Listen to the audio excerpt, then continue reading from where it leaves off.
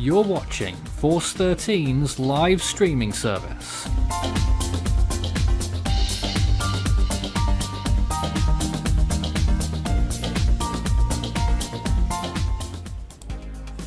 Hurricane Oscar over the Turks and Caicos Islands on tonight's Tropical Weather Bulletin.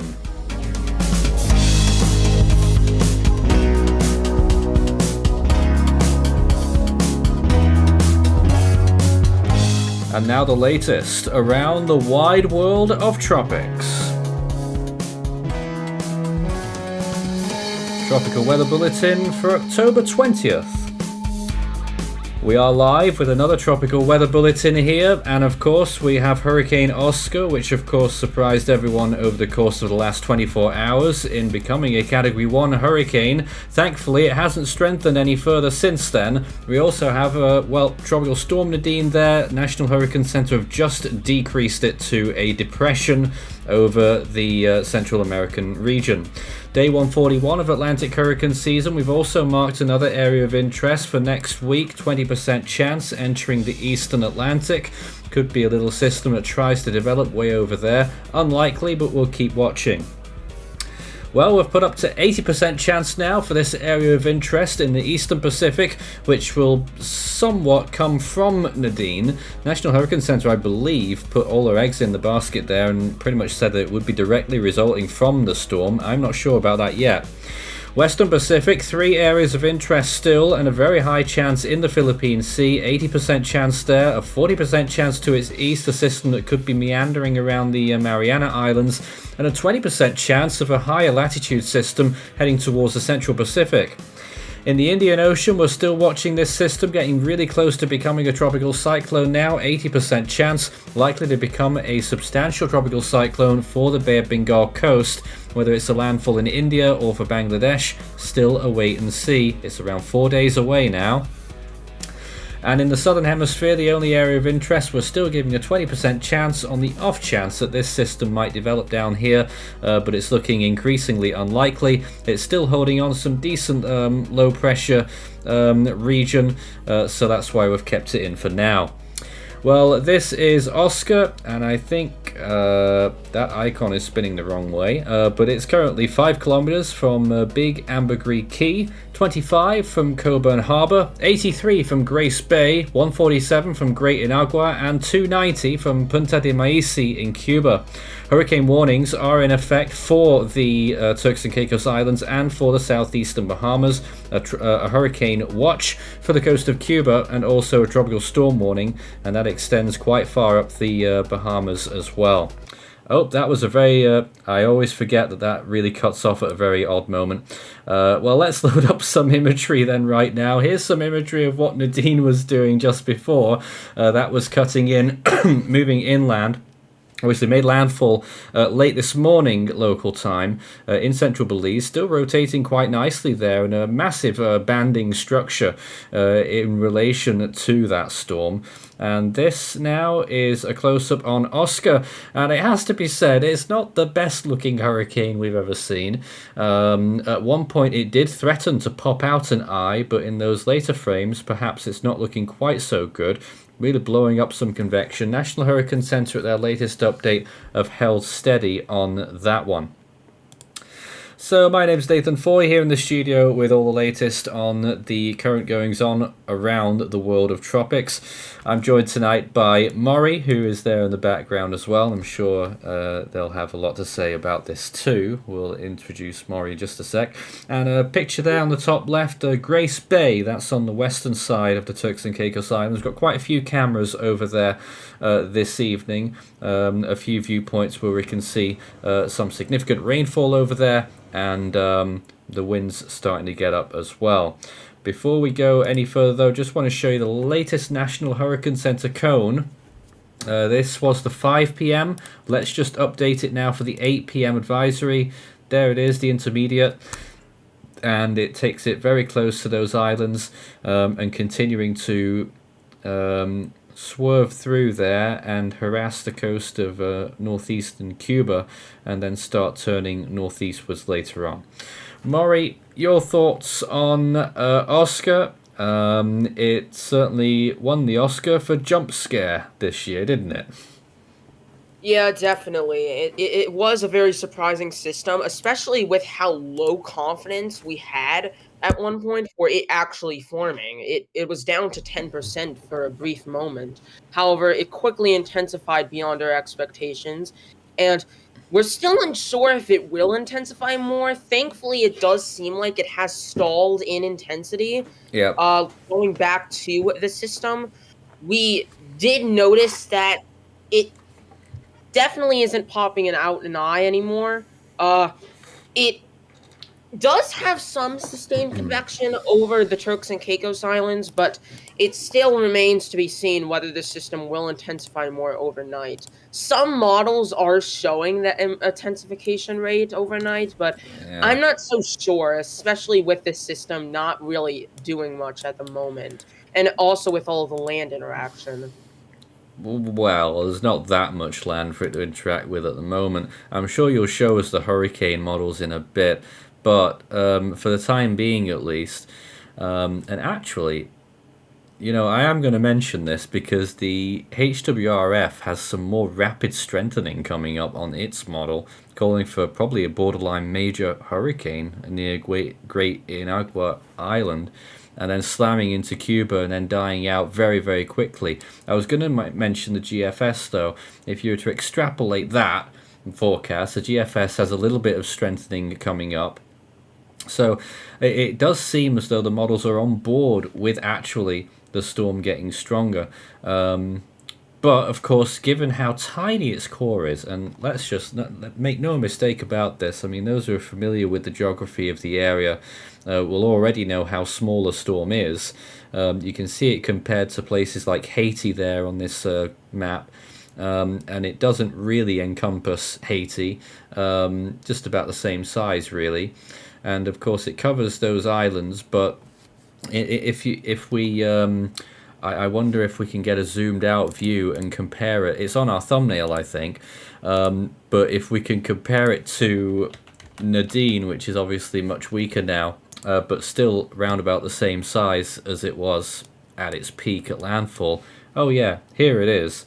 Little and large right here. Look at this. You can see Nadine on the left-hand side, pretty large, and then Oscar over there in the distance.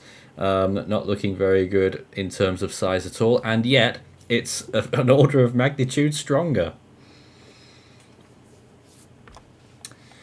So you can send in your comments and questions on both of these systems right now and everything else that's going on around the wide world of tropics. Start your message with Force 13 all in text and we can have a conversation about all of that. There's plenty of things that we can show you. Here is, well, that imagery on the right hand side isn't quite centered, but you can see the latest infrared imagery there, showing in as most clarity as we can on the GOES 16 mesoscale just how well the storm is looking. Really blowing up some significant convection. And you know what? I keep forgetting about this, but we can actually show you, and we've had this for the last couple of storms. We do actually have GOES 19 now on some imagery. This is GOES 19. I'm not sure if it looks particularly different on this, but nonetheless, this is the imagery from the brand new satellite that they've put up there. And we trying to get a zoom in there on Oscar. Obviously it has gone dark, so we are stuck with the infrared, so it's not as clear as what we would have gotten on the visibles. But nonetheless, just wanted to show you that as well. GOES 19. It's still preliminary data right now, and I'm sure if you remember tracking the 2017 hurricane season, that we would see that preliminary banner up there for GOES 16 as well when that was first coming out. My, it feels like such a long time ago now, doesn't it? Anyways, that is Oscar, and again, really showing that fairly small comparison in terms of how different it is to Nadine. Let's take a look at some cameras then, whilst we take some more comment from Maury. I don't know if you want to mention anything else about the storm right now. This is Grace Bay, looking out towards the storm. Yeah, so this system, a lot of models are unsure whether it'll move north of that island, which is known as. Let me just. Oh, yes, it's Great Inagua. Great Inagua. Yep. We're unsure if it's going to move north or south of that island, or potentially make landfall on that island. It probably won't make that much of a difference where it goes. Uh, Maybe it could. It's not that much land, so it's probably not going to influence the Yeah. structure of the storm too much. However, even that, since the storm is tinier, even that little bit of land interaction could impact it. I'm not saying it'll knock it down like a whole category or anything. It's just it Given how may small stop it is. happening. Yeah. Though, of course, Great Inagua is very, very little settlement on it. It's mainly Matthew Town, which is on the western side of the island. The rest of it is pretty uninhabited, and I imagine is a pretty. I don't know the geography of it very well, but I imagine it's a pretty wet island, not very high elevation either.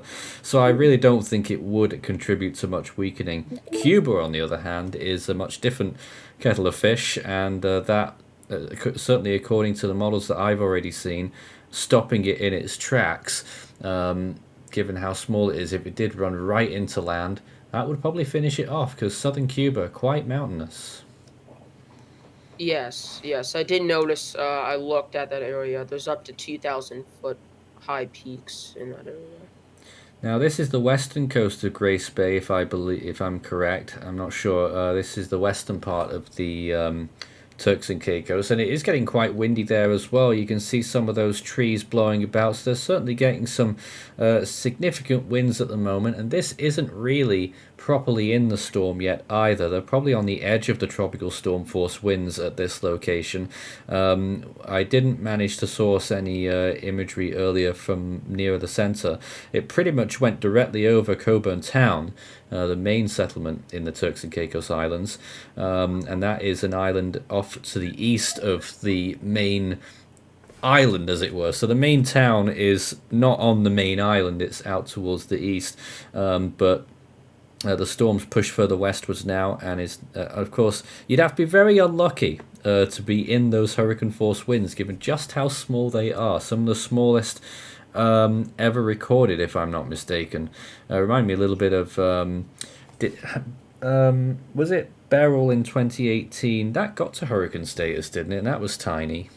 Yeah, it did. It did.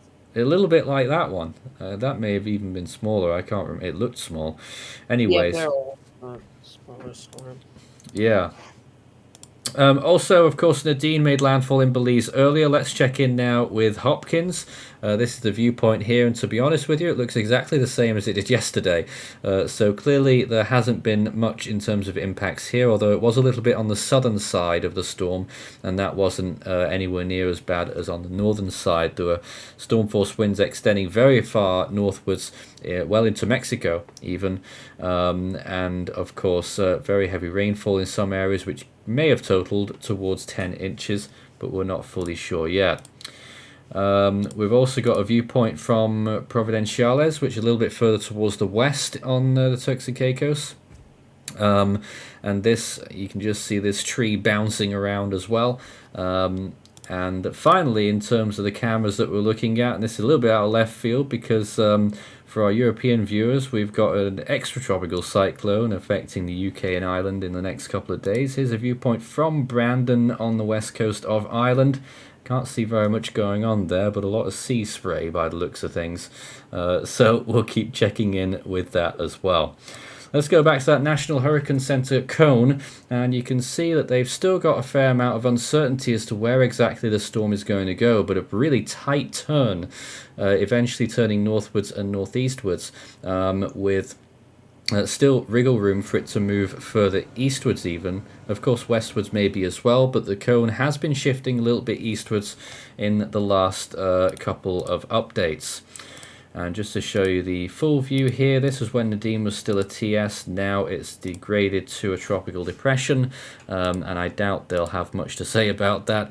A relatively short-lived storm, and the way it was going, Maury, if the landmass wasn't there, that looked like it was really going to take off.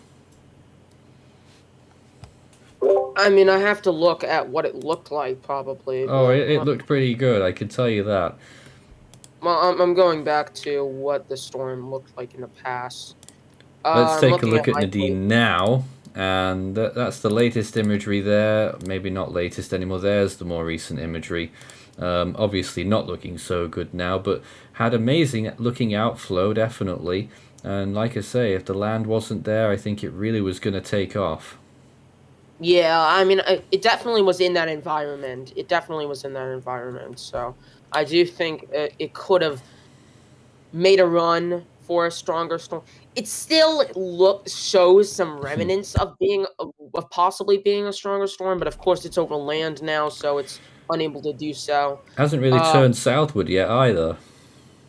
yeah, I mean, some models were predicting that, so we'll see if that happens. Of, That would cause it to be that Eastern Pacific system, of and course. Hmm.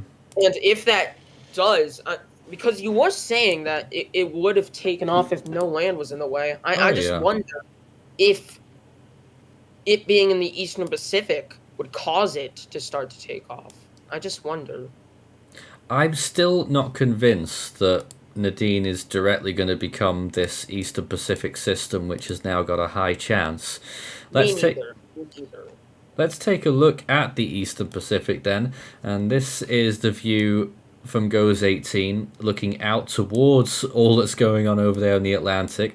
The first thing you'll probably notice is there is a little long trough of storms, thunderstorms blowing up further west. That shouldn't develop into anything, but eventually you're going to start seeing, I'm just going to point a little bit here. I don't think it's even going to let me point, actually. Have I pressed the wrong button? Just that little circle-y thing. Something is probably going to form somewhere out of here, in my view, that's going to be loosely associated with Nadine. But with Nadine still up here, I don't think it's going to manage to just turn all the way down here. It just seems a bit far-fetched. So eventually we're going to get a system moving here, just near the Gulf of Tehuantepec, and then that's going to continue pretty much due west for a few days and could become a very powerful, relatively powerful hurricane, maybe category 3, and continue to move out to sea, and then it will start to curve northwestwards and then back westwards again as it dies off. There's the full view of the Pacific. Really very little going on here. Maury, have you been disappointed with the Eastern Pacific's offering this year? I mean, I guess so. It definitely has been quite a mediocre season, I guess you could say. And usually it shuts down before the Atlantic as well, so... Yeah. I mean, of course, with that system that we are watching, there could be one last try at a stronger system. Oh, yeah. But otherwise, yeah, we weren't really expecting a very active season in the Eastern Pacific. No, we weren't. So it kind of was expected that we were just going to get maybe like 10 to 15 storms at most. Well, here's the Western Pacific right now, and what a mess is evolving here, because it's partly monsoonal. There's tons of showers and convection all over the place. But somewhere out of this could rise a pretty powerful typhoon. Somewhere in this area that I'm now pointing at is the area that we are giving a high chance of development, and then it's going to continue to move westwards, eventually affect Luzon in the Philippines, and then continue into the South China Sea. Now, it looks like it is going to be extremely broad when it forms, but still, this time of year in this area, extremely dangerous. We could see a powerful typhoon out of that, could become a category 3 plus. But at the moment, I would expect at least a high-end category 2 right now out of this as it reaches Luzon, and that will be in, I think, about 4 days. And then moving over Luzon, and northern Luzon will be getting extremely high amounts of rainfall, possibly up to 1,000 millimeters, and then into the South China Sea. We're still unknown where it will go after that. Of course, models yesterday when we were watching the bulletin suggesting that it might still turn north, which is a little bit unusual this late in the season. Usually they just continue to go through westwards into Vietnam, but significant support for it actually turning north. Now look further towards the east. Something will happen or may happen here. We're homing in on Guam there. You can see its outline and the rest of the northern of the Mariana Islands. And somewhere around here we're going to start to see maybe a little bit of rotation. Hasn't happened yet, but soon. Maybe even the beginnings of it right now, but in the next couple of days we're going to start seeing something there, slowly moving, drifting eastwards, and then maybe drifting southwards as well, and then it will take shape. 40% chance I think we gave on that still, but could become a tropical cyclone, could affect those islands, turning northerly and then northwesterly. Now to the east, a little bit more of a wild card kind of thing, but somewhere over here in this general quiet is probably going to be potentially another system, probably non-tropical, but it's going to shoot up northeastwards towards the international dateline and maybe acquire subtropical or tropical characteristics. That is much later on in the coming week though. Now then, as we go further towards the west, we are starting to see the mobilization of this system. Actually is looking quite good here. Let's just try and play this and see if we've got some rotation on it yet. But this is the system entering the Bay of Bengal. The GFS is still really the only one opting for a substantial storm out of this. Other models still saying it will be a weak tropical storm. It's amazing the disparity between them when the GFS is actually calling for a Category 3 major hurricane with a pressure of 940 millibars. And that's just before it hits the West Bengal area and possibly Bangladesh.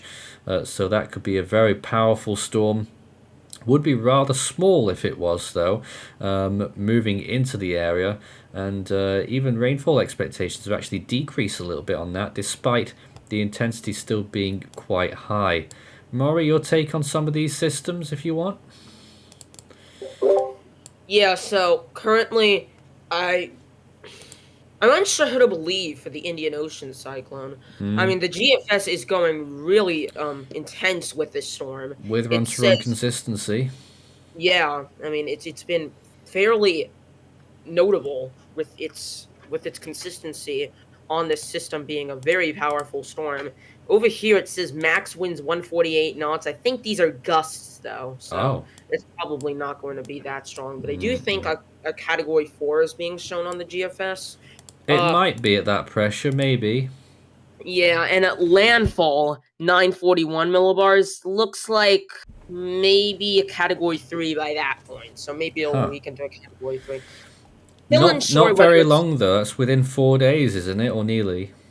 yeah, it's within 4 days. So it definitely is a possibility that we end up seeing a strong cyclone on our hands. However, then as we look towards the other models, such as the ECMWF, you can see that this system does organize a little, but barely gets its act together. And it also makes landfall much further west. So I believe that could mean that, depending on its track, it will become stronger if it heads further east. I didn't realize you were showing us the stuff there as well. There's the European model.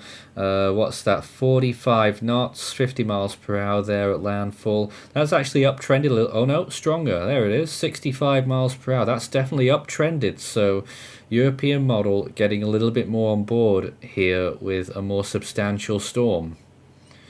Yeah, and honestly, I'm almost expecting, because of course, we can get these strong cyclones in October. And let me get the sea surface temperatures up for this.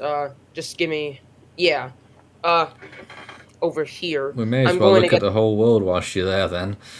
Yeah. Let me get, there we go. Nice. Yeah, no.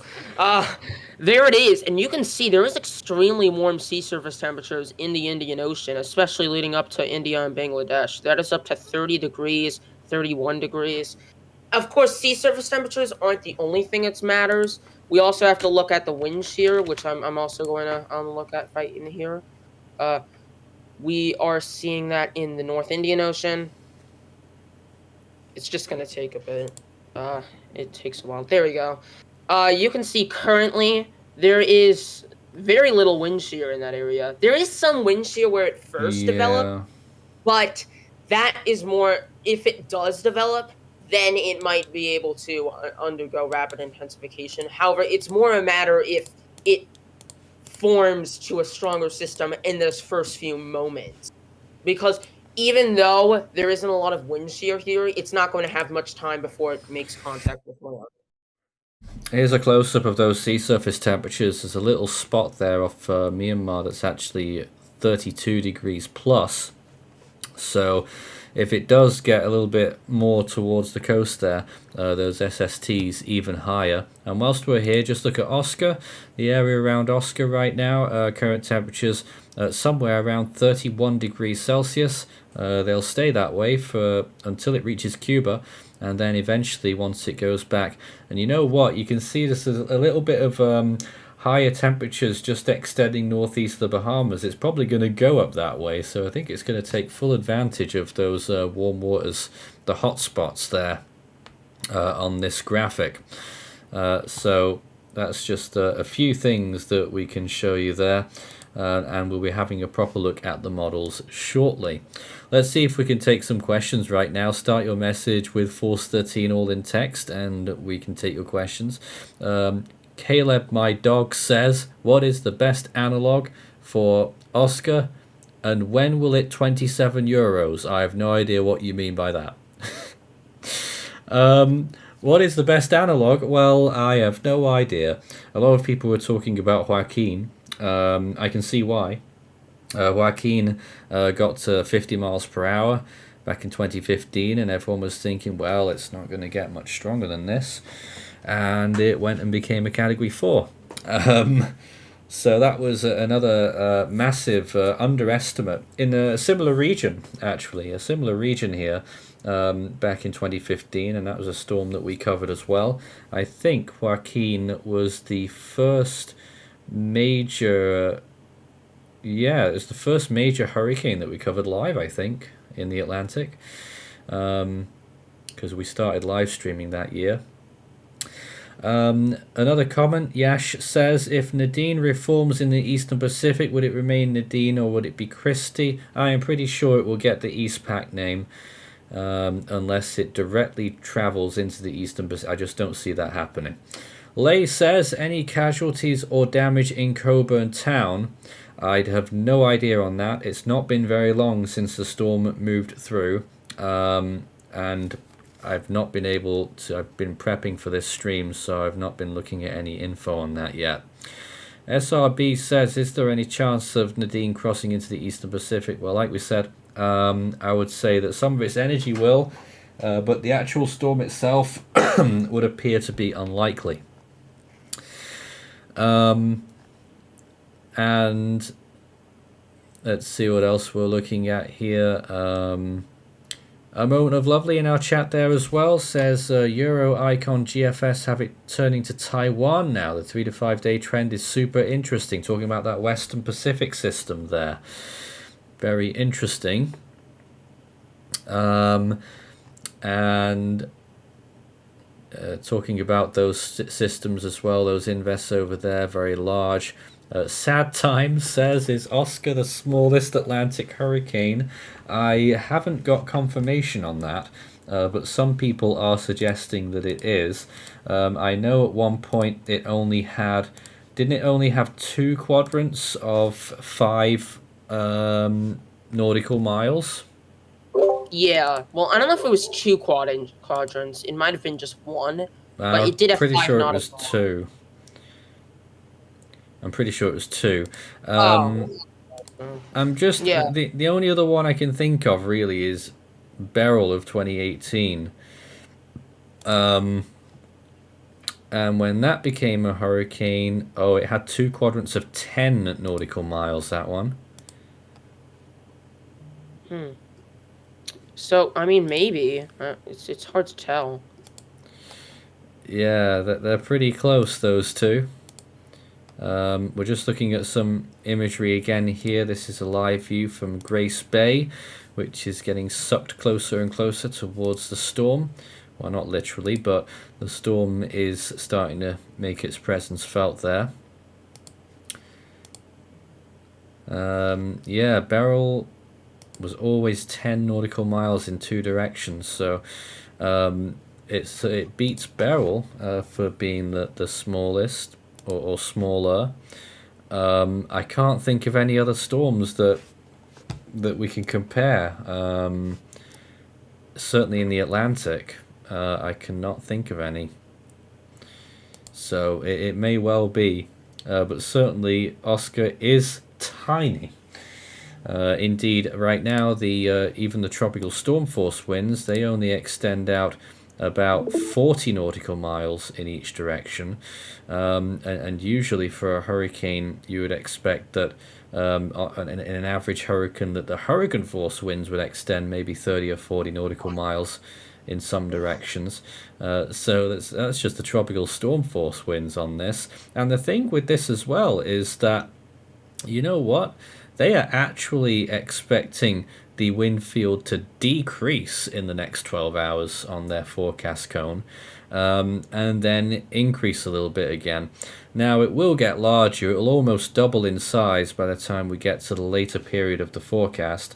And looking at that cone once again, if we can bring it back, there it is.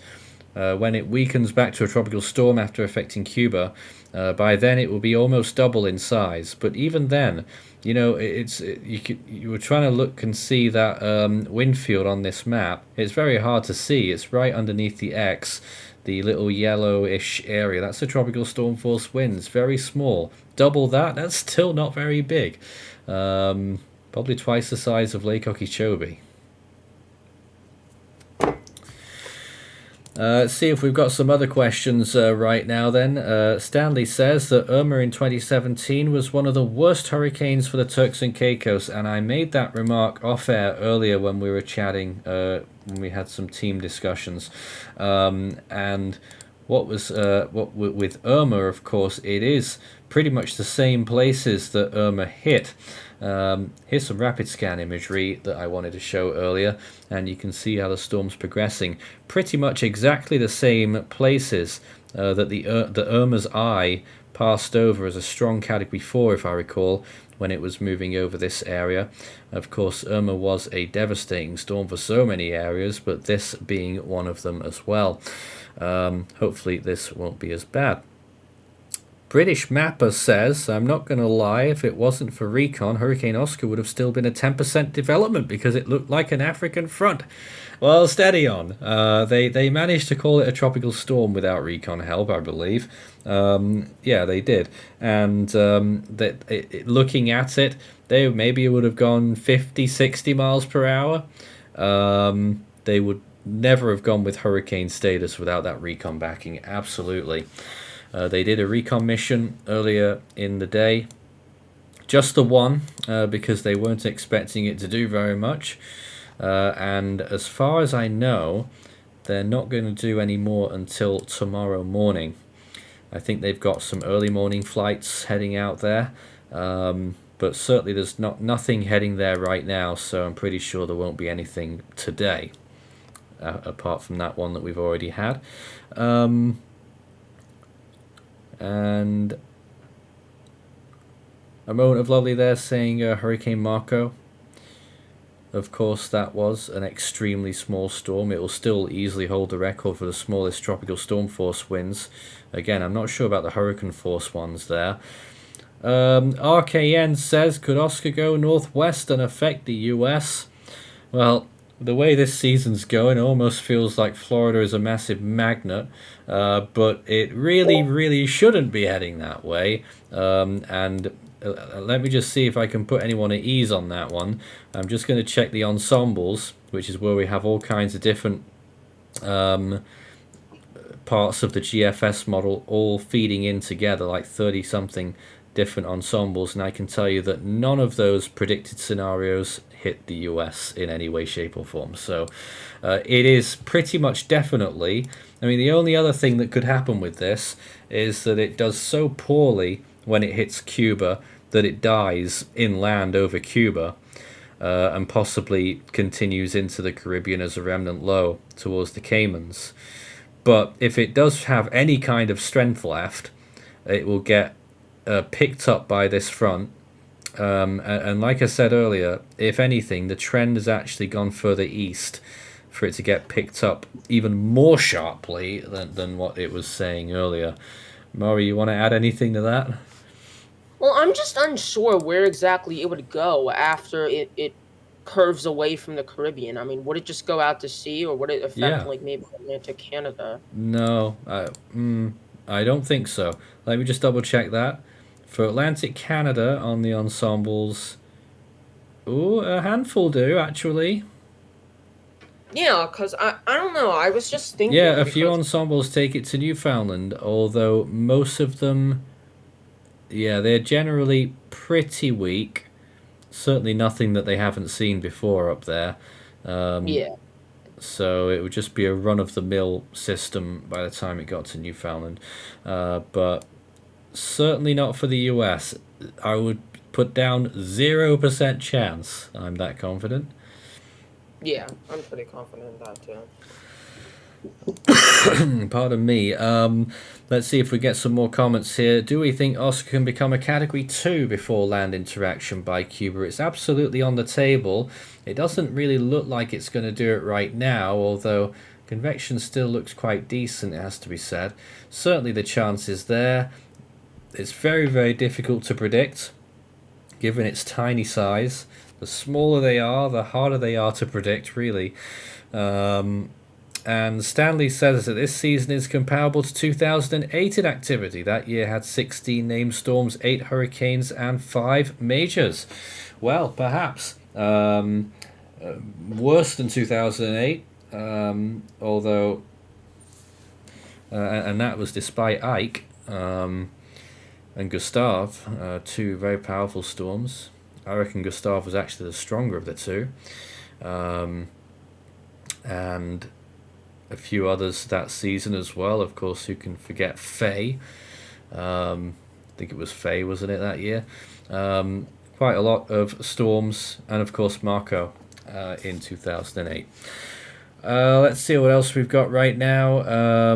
Apparently an update to the ATCF on Invest 98B, that system that's in the Indian Ocean right now.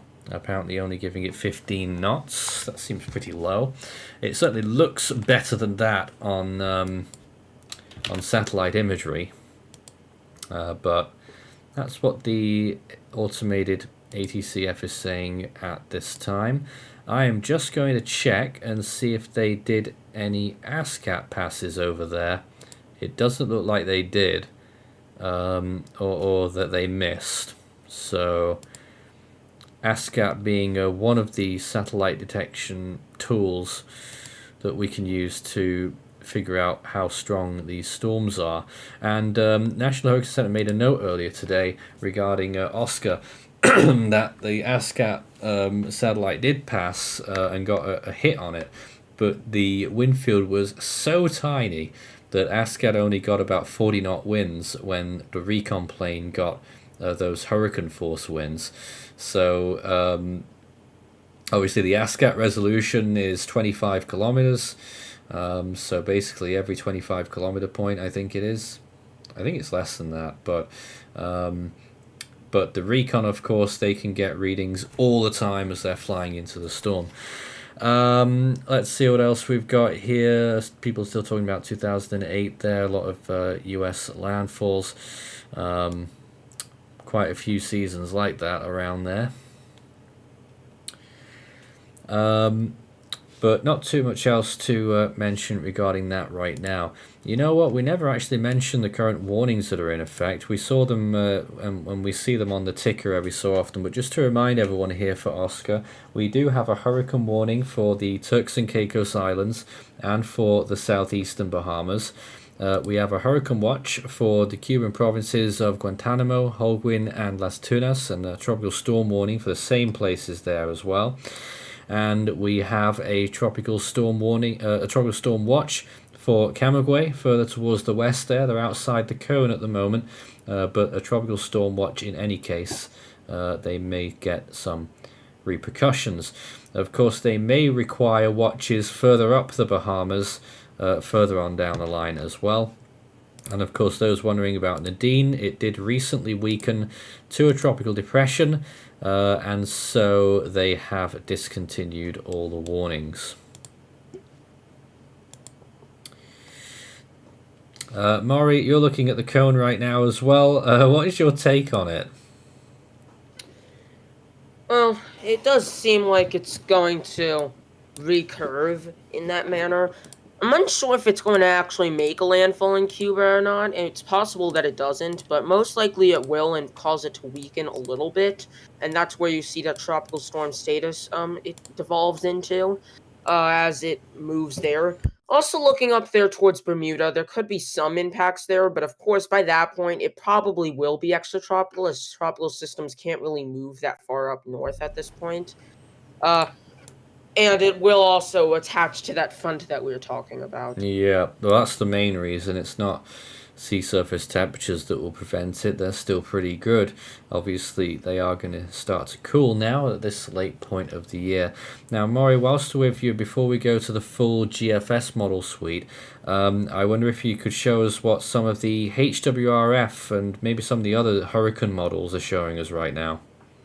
Okay, so let's look at the HWRF. Now, this might surprise some. Yes, and one thing I am going to say, this isn't even the strongest model. The strongest model is the HAFSB, which brings it... Let me just show you. Which, based on recent storms, is usually correct. It brings it to this. I can't read that. What does that say? 928 millibars. Oh, lovely. 928. Yeah, I don't think that's going to happen. And that's only if, like, it doesn't make that close contact with this island, and it also rapidly intensifies out of nowhere. My screen here. Honestly, after Milton, I ain't going to ever say no. Me neither. The thing to note on here, it does suggest that it would already... Look at that! That is 20 millibars of deepening in 3 hours, and we're nearly halfway through that 3-hour mark. So it's definitely not doing that, because right now it would have to be in the 960s, or 960s to keep up with the HAFSB model. So I think we can throw this out.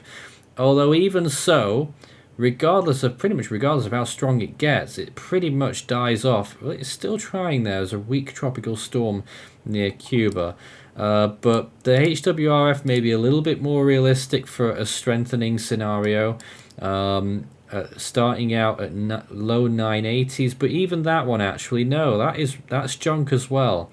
That assumes that we're into the 960s right now as well. So that we can safely toss out as well.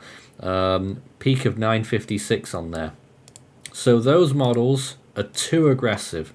Those scenarios aren't happening. HAFSA, similar story there. They've overcompensated, haven't they, on how the storm strengthened earlier today. And that's just not going to happen. I think we could get a little bit of strengthening, but I would say not very much. I think the ceiling on this is Category 2. I mean, I think even if it does strengthen, it wouldn't be until it reaches like closer to Cuba early next morning. It probably, and plus at that point, it wouldn't be able to strengthen that much as it would be undergoing land interaction. So I really don't think this could strengthen that much. Mm-hmm. It does have some potential, but pretty much no potential after it makes landfall in Cuba, as it's going to get pushed by that front afterwards. And the NHC have been touting, the upper level conditions and wind shear are going to get really poor in a couple of days. Yeah, so it does not have a lot of time to rapidly intensify. Alright, we're also running out of time, so let's take a look at what the GFS has on offer for the next several days. In fact, we're going to take a look at the whole thing here, all the way out to day 16, as we often do on our tropical weather bulletins. So, first of all, it's picked up a little bit better on Oscar, I forgot its name just then, initializing it at 70 miles per hour, and then not much more strengthening, but maybe a little bit there, moving through Great Inagua Island, which is part of the Bahamas, and then onto Cuba. Pretty good agreement between the models on actually that forecast track. Then it hangs around Guantanamo and then turns northwards, and then very little left of it as it continues on its way up there. So not too much to tell you about the future forecast according to the GFS. It could indeed die off over Cuba. We'll have to wait and see. Now, this Eastern Atlantic thing that we were talking about at the beginning of the bulletin, this is later on next week. There it is, starting to enter the picture there, not far from the Azores, this thing. That's what we're giving a small chance of development to right now. There it is, getting its tropical storm status into the medium to long range now, and shooting up there. A small, inconsequential, really, tropical storm. Doesn't even hit the Azores, I don't think, so not much going on there. But oh goodness me, what have we got in the long range? Well, first of all, the MDR, nothing. But now let's take a trip further west. Now, this is a plausible scenario, but at the moment we would say very unlikely. But we do start to see something trying to form there. 31st of October into the first days of November, we definitely could see something like this. There it is, a hurricane, powerful hurricane, very close to Jamaica, landfall in Jamaica, then turns north. That's right at the end of the forecast period, getting on for day 16. A little bit of a wrong way Lenny there for a while, but then it turns northwards and starts to remind me a little bit of Sandy. So that is very, very long range though, so we can't pay heed to that just yet. First time that's come up. Right then, let's focus on Nadine's energy.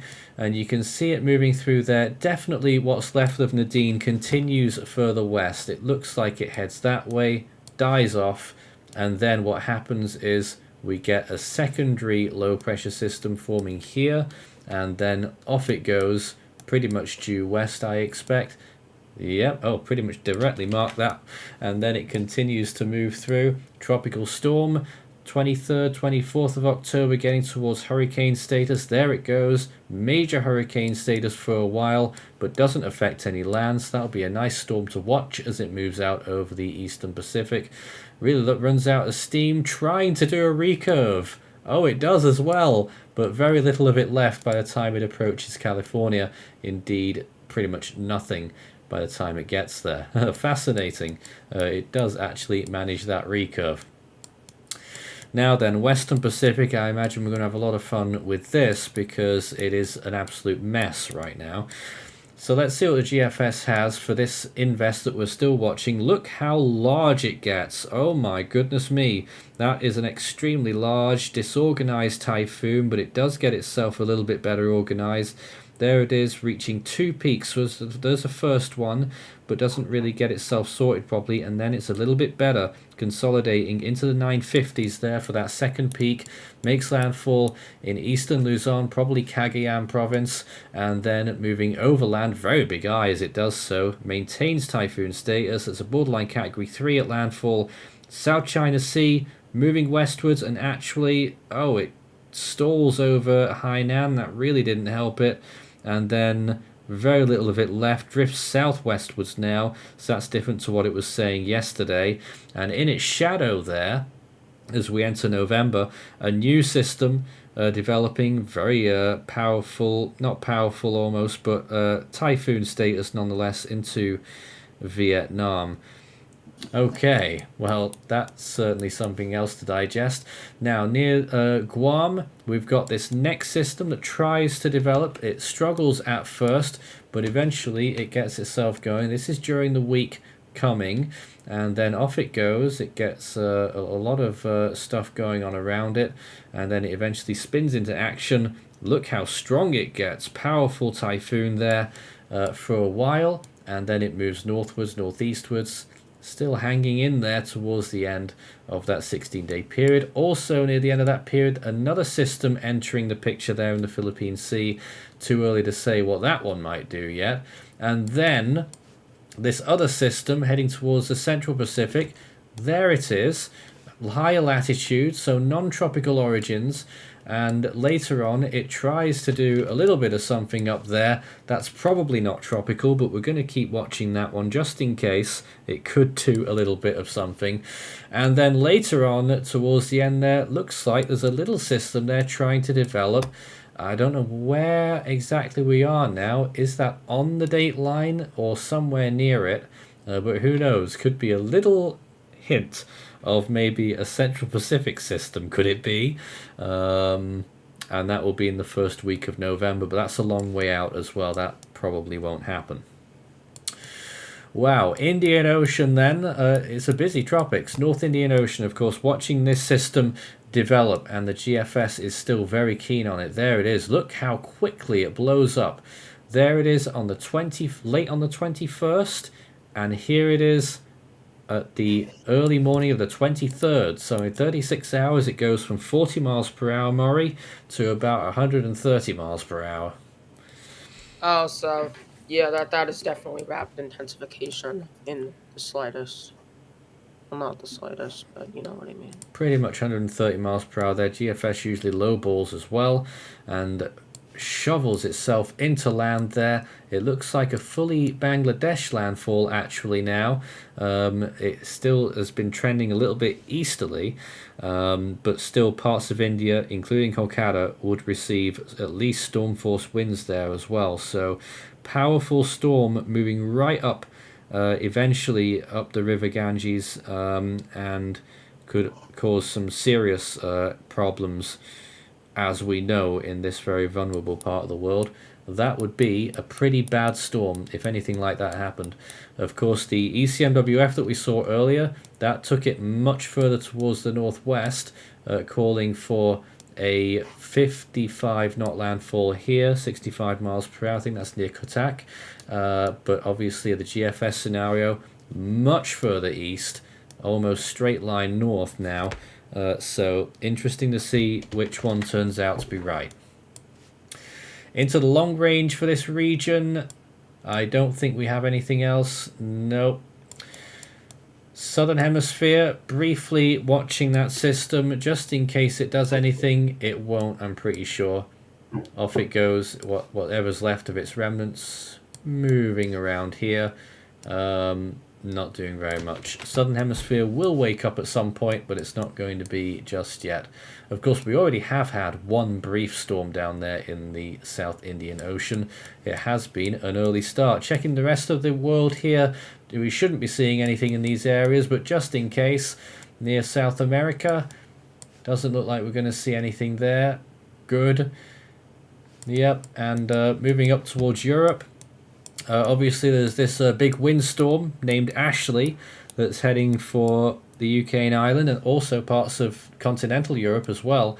Look how large it is as it moves through there, delivering storm force winds to large parts of coastal France, Belgium, the Netherlands, Denmark, Norway, the Faroe Islands, and possibly even Iceland as well. So large amounts of winds there, hurricane force for Western Ireland during the course of Sunday afternoon.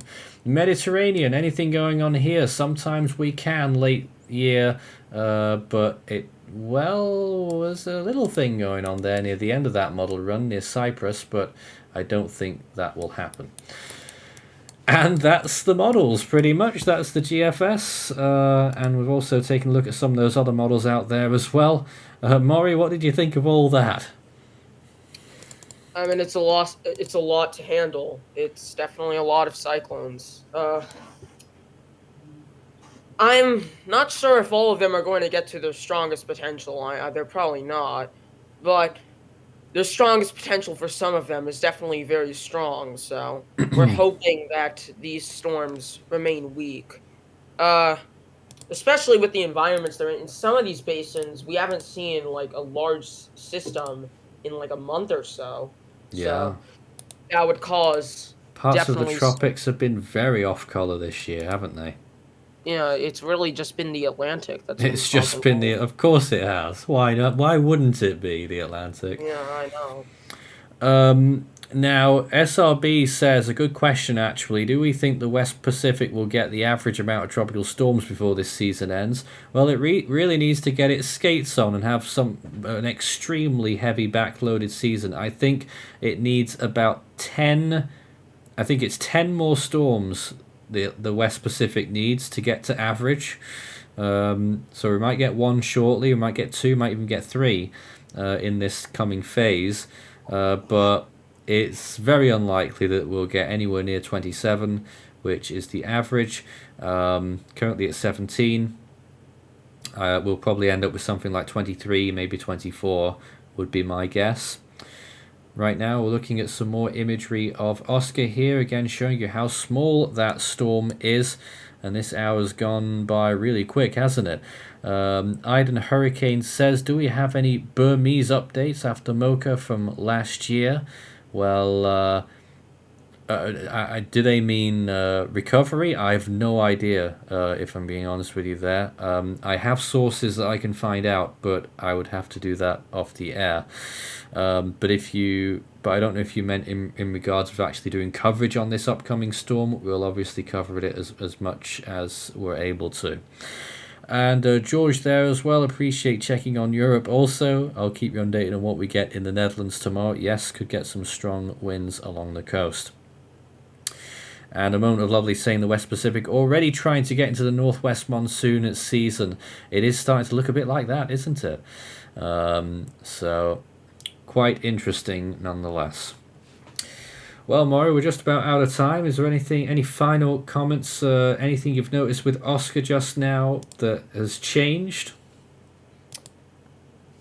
I mean, not really, but I do notice that there's still some convective bursts there, and it's still trying to spin. But really, it's probably going to be, unless if something changes overnight, this system is probably just going to maybe strengthen to a Category 2, and that's it. Well, for the final time, we're going to look at some of these webcams that we're looking at right now. There's Grace Bay once again. Things haven't really changed here. They're still getting some substantial winds at times and what looks like heavy rainfall. Let's check in with some of our other cameras. This is Hopkins, Belize, which was an area that was impacted by Tropical Storm Nadine not long ago. It still looks fine, however. Providenciales, a little bit further towards the west, on the western part of the Turks and Caicos Islands, getting a stiff breeze there as well. And a quick check-in in Brandon in Ireland, ahead of that extratropical windstorm that will be affecting the area, particularly tomorrow. We can't see very much there. I'm not sure what's going on, whether it's just the camera or whether it's all kinds of sea spray or rain or something. I don't know.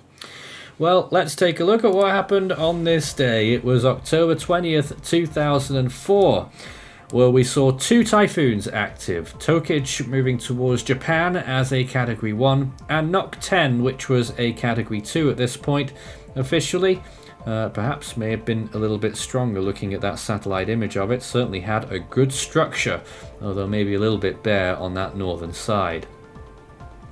Elsewhere on this day, in that year at least, the tropics were quiet.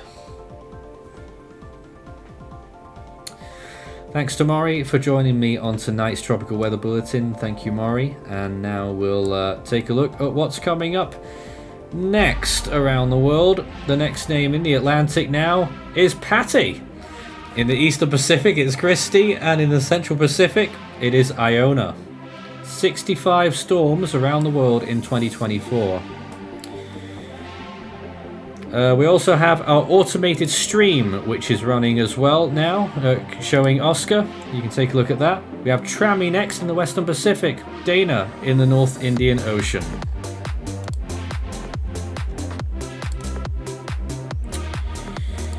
And coming up in the Southern Hemisphere when we start up, the Australian region, the next name is Robin. The Southwest Indian Ocean, it's Becky. And in the South Pacific, it's Pitta. That's all from us tonight. We'll see you again soon.